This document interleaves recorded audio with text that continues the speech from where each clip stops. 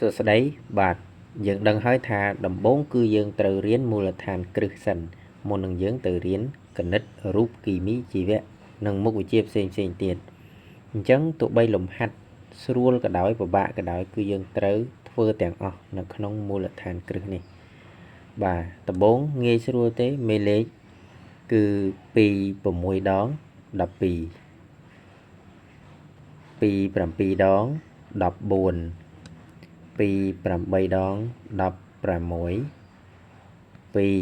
10ដង20 3ដង9បើសិនជាយើងមានបញ្ហាអត់ទាន់ចេះមេលេខគ្រូលើកទឹកចិត្តឲ្យសូត្រមេលេខទន្ទិញមេលេខពីមេ2ដល់មេ9ឲ្យចាំឡើងវិញជាដាច់ខាតណាបើសិនជាយើងអត់ទាន់ចេះមេលេខទេអញ្ចឹងបញ្ជាក់ម្ដងទៀតត្រូវចេះមេលេខ